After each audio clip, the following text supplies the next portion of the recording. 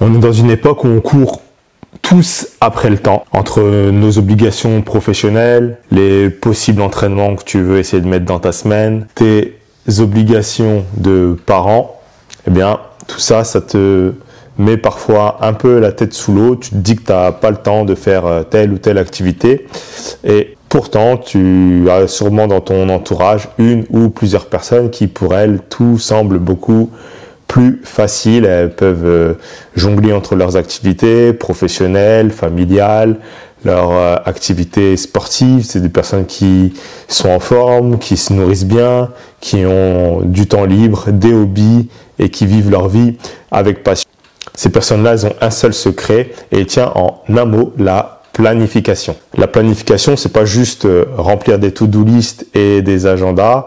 Le but d'une bonne planification, c'est d'organiser ta vie de manière à ce que chacun des éléments de ta vie, ton travail, ta famille, tes amis, ton sport, bien puissent coexister ensemble sans accroc. Voilà le but de la planification. Et pour réussir à tout ça, tu as plusieurs petites étapes à mettre en place. La première, c'est de faire un petit travail d'introspection et de prioriser ce qui compte vraiment pour toi. D'avoir un ordre d'importance dans chacune des choses qui vont dans ta vie, que ce soit ta famille, que ce soit tes amis, que ce soit l'argent, que ce soit ta réussite professionnelle, que ce soit ton état de santé. Il faut que tu crées une priorisation des choses vraiment qui te tiennent le plus à cœur et qui semblent plus importantes pour toi et que tu te tiennes déjà à cette première chose.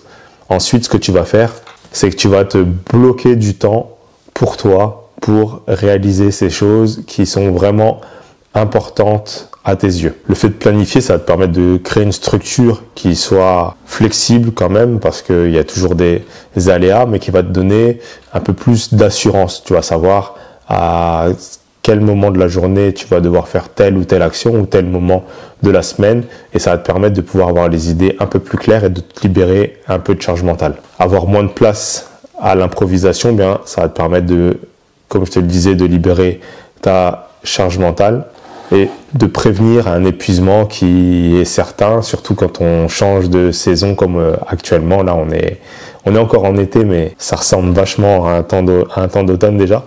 Donc, c'est des choses qui peuvent influer sur ton mental, sur ton esprit.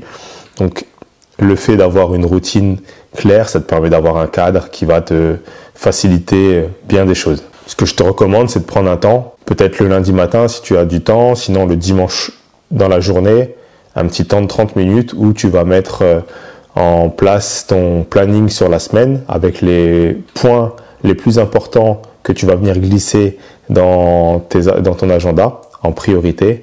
Et ensuite, tu vas voir comment mettre en place les autres actions en essayant de ne pas te surcharger, en essayant de prendre en considération ton rythme de vie, tes envies et, comme je t'ai dit au tout début, de prioriser ce qui te semble le plus important pour toi. Donc, si tu veux avoir une vie qui est un peu plus cool, un peu plus cadrée, un peu plus tranquille, bien, je te conseille de vraiment te pencher sur la planification.